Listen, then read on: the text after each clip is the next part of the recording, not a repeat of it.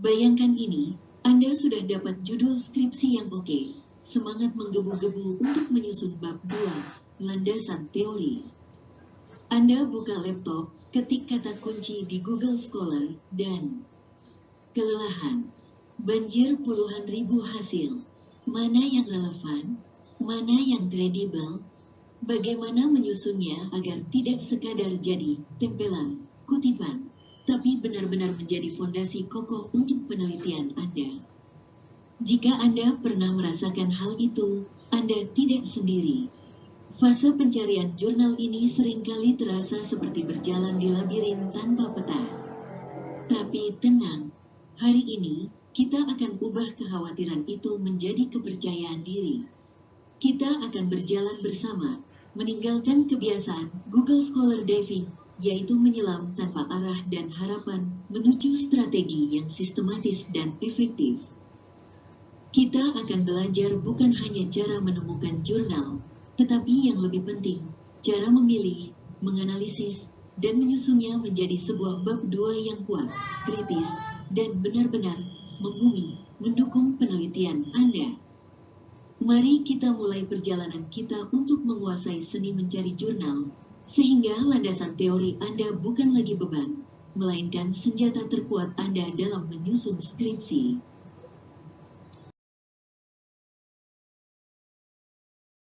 Selamat pagi, siang, sore semuanya.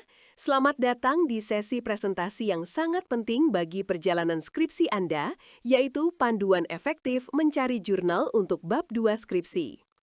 Seperti yang kita tahu, bab 2 atau tinjauan pustaka adalah fondasi dari sebuah penelitian. Sebuah fondasi yang kuat akan menopang keseluruhan bangunan skripsi Anda, mulai dari metodologi hingga analisis dan kesimpulan. Dalam sesi ini, kita tidak hanya akan belajar di mana mencari jurnal, tetapi juga bagaimana cara mencarinya secara strategis dan efisien. Tujuannya adalah untuk membekali Anda dengan keterampilan yang dibutuhkan agar proses penyusunan tinjauan pustaka tidak lagi terasa menakutkan, melainkan menjadi sebuah proses eksplorasi yang menarik dan mencerahkan. Mari kita mulai perjalanan ini bersama-sama. Untuk memastikan kita mencakup semua aspek penting, saya telah menyusun agenda pembahasan kita hari ini. Pertama, kita akan mulai dengan mengapa. Mengapa jurnal ilmiah begitu krusial untuk skripsi Anda? Memahami hal ini akan memberikan motivasi yang kuat. Selanjutnya, kita akan masuk ke bagian praktis, persiapan dan strategi menentukan kata kunci. Ini adalah langkah awal yang akan menentukan keberhasilan pencarian Anda. Setelah itu, kita akan menjelajahi berbagai gudang ilmu, yaitu database jurnal baik di tingkat nasional maupun internasional. Saya akan menunjukkan portal-portal utama yang wajib Anda ketahui. Kemudian, kita akan membahas teknik membaca yang efektif agar Anda tidak tenggelam dalam lautan informasi serta cara menilai kualitas sebuah artikel. Terakhir, kita akan menutup dengan topik manajemen referensi modern, sebuah life hack bagi mahasiswa yang akan menghemat banyak waktu dan tenaga Anda. Mari kita masuk ke topik pertama. Mari kita mulai dengan pertanyaan mendasar mencari jurnal ilmiah. Bukankah buku atau sumber dari internet sudah cukup? Jawabannya terletak pada beberapa keunggulan utama jurnal. Pertama, jurnal adalah sumber informasi paling mutakhir. Ilmu pengetahuan terus berkembang, dan jurnal mempublikasikan temuan-temuan terbaru seringkali jauh sebelum informasi tersebut dibukukan. Kedua, dan ini yang paling penting, artikel dalam jurnal ilmiah telah melalui proses peer review atau peninjauan sejawat oleh ahli di bidang yang sama. Ini berarti isinya telah divalidasi, dikritisi, dan diverifikasi, sehingga kualitas serta keandalannya sangat tinggi. Dengan mengutip jurnal-jurnal bereputasi, Anda secara otomatis membangun kredibilitas argumen dalam skripsi Anda. Anda menunjukkan bahwa penelitian Anda didasarkan pada bukti-bukti ilmiah yang kuat. Terakhir, dengan membaca banyak jurnal, Anda akan dapat memetakan apa yang sudah diteliti dan apa yang belum. Disinilah Anda bisa menemukan research gap atau celah penelitian yang bisa diisi oleh skripsi Anda, membuat penelitian Anda menjadi orisinal dan relevan.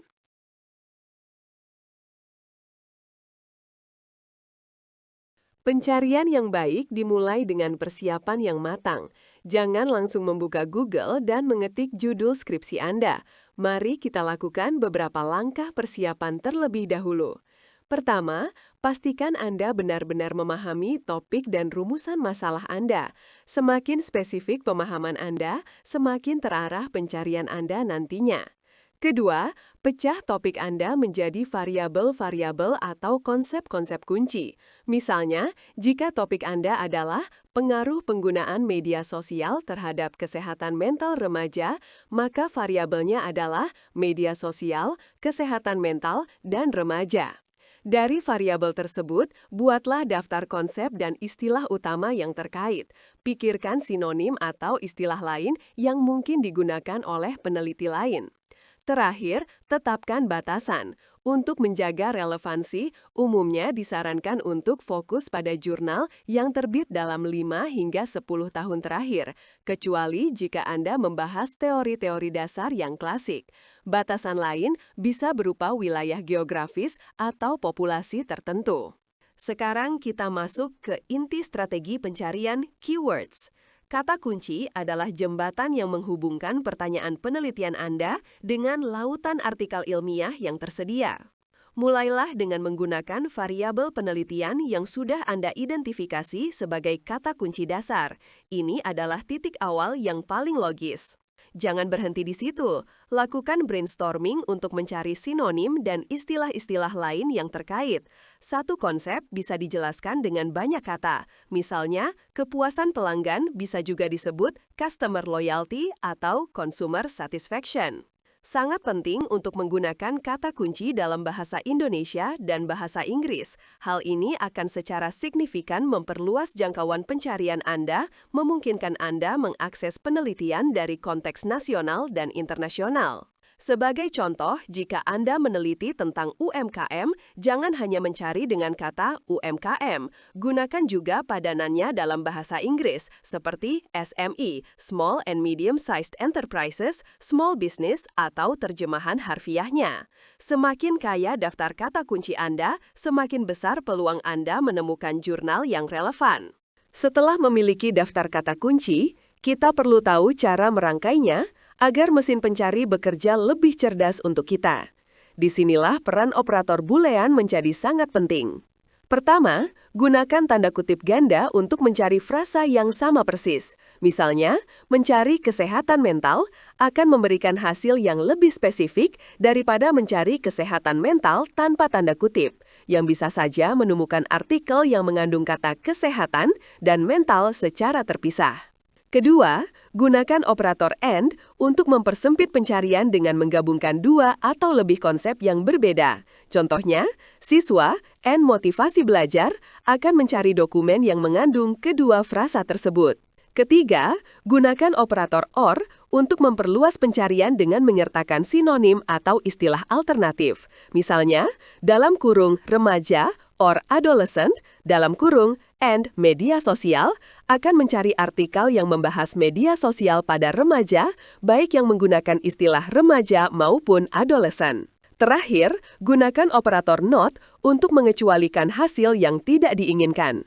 Jika Anda ingin mencari tentang pemasaran secara umum, tapi tidak mau hasil tentang pemasaran digital, Anda bisa mengetik pemasaran not digital. Menguasai teknik ini akan membuat pencarian Anda jauh lebih efisien. Baiklah, kita sudah punya strateginya. Sekarang, di mana kita harus mencari? Mari kita mulai dari database internasional. Google Scholar adalah gerbang utama yang paling mudah diakses. Cakupannya sangat luas dan antarmukanya ramah pengguna, menjadikannya titik awal yang sangat baik untuk hampir semua topik. Untuk pencarian yang lebih mendalam dan terkurasi, kita bisa beralih ke Scopus atau Web of Science. Ini adalah database premium yang biasanya dilanggan oleh perpustakaan universitas.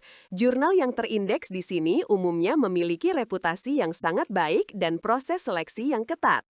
Jika Anda mencari akses yang gratis namun tetap berkualitas, Directory of Open Access Journals atau DOAJ adalah pilihan yang tepat.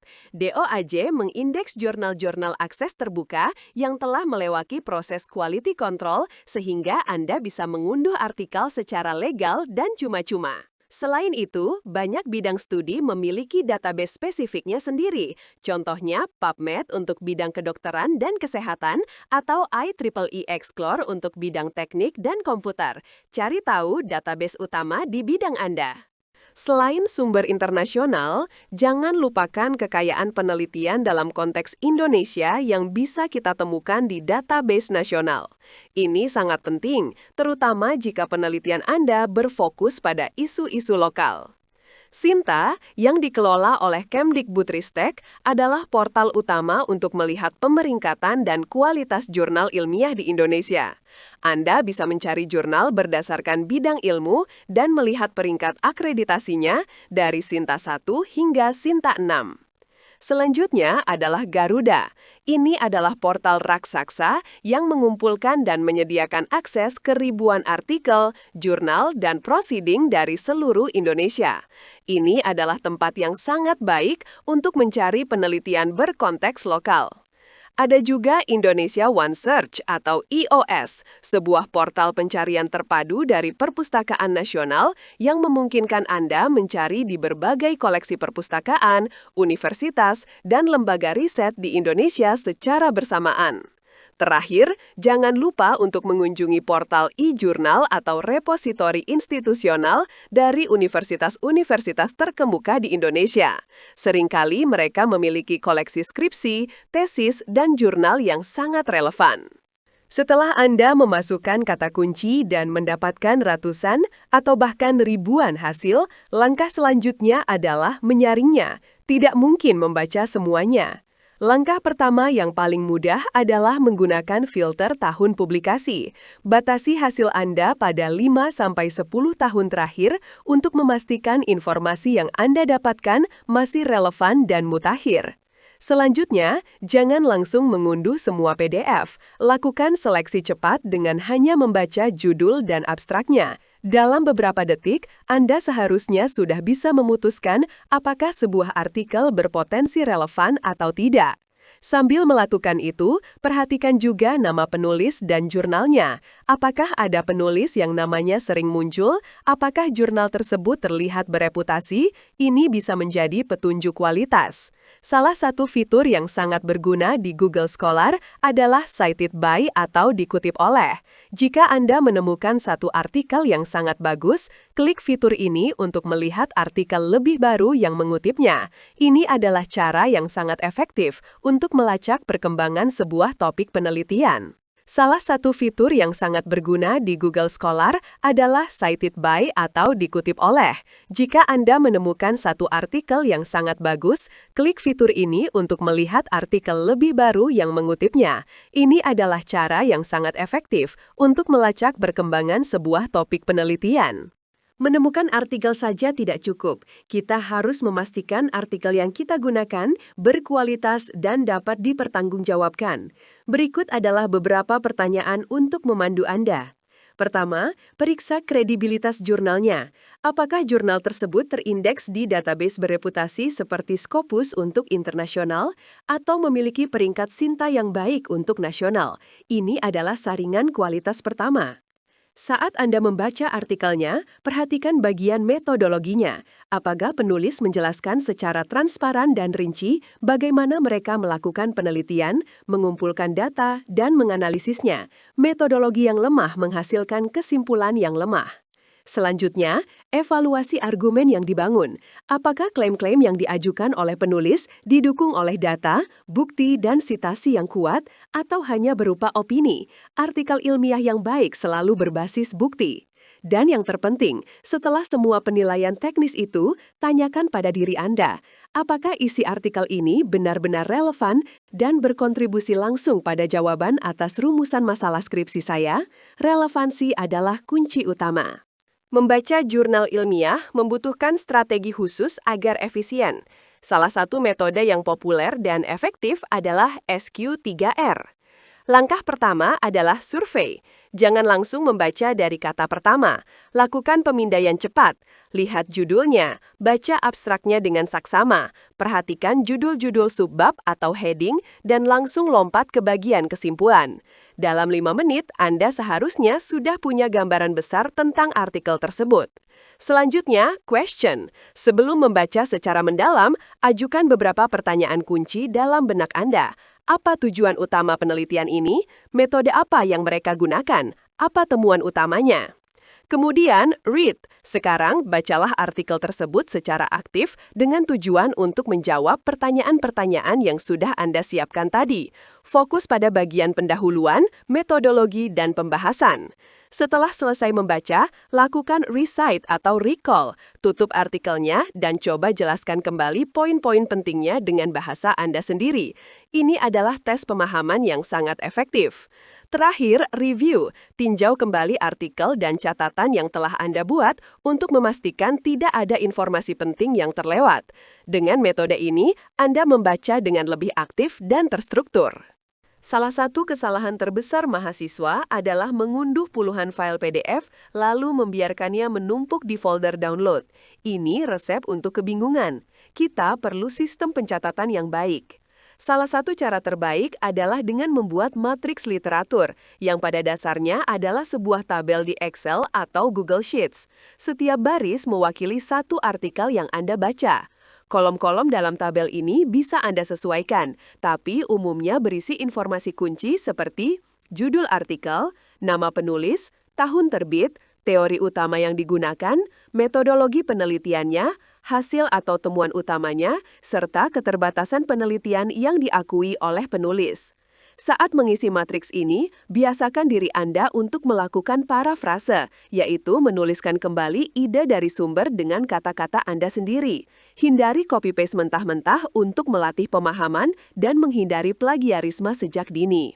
Dengan matriks ini, Anda akan memiliki gambaran helikopter dari semua literatur yang telah Anda baca, memudahkan Anda untuk membandingkan dan mensintesisnya nanti. Sekarang, izinkan saya memperkenalkan sahabat terbaik Anda selama mengerjakan skripsi, aplikasi manajemen referensi. Jika Anda belum menggunakannya, sekaranglah saat yang tepat untuk memulainya. Aplikasi seperti Mendeley, Zotero, atau EndNote adalah alat yang sangat ampuh. Mereka bukan sekedar tempat menyimpan PDF, tetapi juga sistem cerdas untuk mengelola semua referensi Anda. Ada 3 fungsi utamanya. Pertama, mengorganisasi semua berkas artikel Anda. Kedua, terintegrasi dengan Microsoft Word atau Google Docs untuk membuat kutipan, sitasi dalam teks secara otomatis saat Anda menulis. Ketiga, dan yang paling menakjubkan, adalah kemampuannya untuk membuat daftar pustaka yang rapi dan terformat dengan benar hanya dengan sekali klik. Menggunakan alat ini akan menghemat puluhan jam kerja Anda dan secara drastis mengurangi risiko kesalahan dalam penulisan sitasi dan daftar pustaka, yang sering menjadi sumber masalah saat ujian skripsi. Cukup pilih gaya sitasi yang disyaratkan oleh program studi Anda, misalnya apa edisi ke-7, dan biarkan perangkat lunak ini yang bekerja. Ini adalah investasi waktu yang akan sangat terbayar. Sebelum kita akhiri, saya ingin mengingatkan beberapa jebakan umum yang sering dialami mahasiswa saat mencari jurnal. Pertama, adalah sindrom kolektor PDF. Anda merasa produktif karena sudah mengunduh 50 artikel, padahal belum satu pun yang Anda baca secara mendalam. Fokuslah pada kualitas, bukan kuantitas. Lebih baik membaca 10 artikel secara tuntas daripada hanya mengunduh 100 artikel. Jebakan kedua adalah kebiasaan hanya membaca abstrak dan kesimpulan. Meskipun ini baik untuk seleksi awal, Anda tidak bisa membangun argumen yang kuat hanya dari 2 bagian itu. Anda harus memahami metodologi dan pembahasannya agar bisa mengutip dengan benar. Ketiga, berhati-hatilah dengan sumber yang Anda gunakan. Untuk bab 2, fokuslah pada jurnal ilmiah, buku akademik, dan laporan penelitian dari lembaga terpercaya. Hindari mengutip dari blog pribadi, Wikipedia, atau sumber-sumber lain yang tidak melalui proses peninjauan ilmiah. Dan yang terakhir, jebakan paling berbahaya, menunda-nunda. Mencari literatur adalah proses yang memakan waktu. Mulailah dari sekarang, cicil sedikit demi sedikit, agar Anda tidak kewalahan saat tenggat waktu semakin dekat. Sebagai penutup, mari kita rangkum poin-poin kunci dari sesi kita hari ini. Ingatlah bahwa mencari jurnal adalah sebuah keterampilan dan proses yang sistematis, bukan sekadar keberuntungan atau pencarian acak. Ada metode dan strateginya. Kunci keberhasilannya terletak pada kombinasi yang baik antara perumusan kata kunci yang komprehensif, penggunaan operator boolean yang cerdas, dan pemilihan database yang tepat sesuai kebutuhan Anda. Setelah menemukan artikelnya, bacalah secara kritis, bukan hanya menerima informasi begitu saja. Catat temuan-temuan penting secara sistematis dalam matriks literatur dan manfaatkan teknologi manajemen referensi untuk efisiensi. Langkah selanjutnya bagi Anda adalah menerapkan strategi ini dan yang tidak kalah penting, diskusikan temuan-temuan Anda secara berkala dengan dosen pembimbing. Beliau adalah navigator terbaik dalam perjalanan skripsi Anda. Demikian materi yang dapat saya sampaikan, semoga bermanfaat bagi Anda semua dalam menyusun skripsi. Terima kasih atas perhatiannya, sekarang saya buka sesi untuk tanya jawab.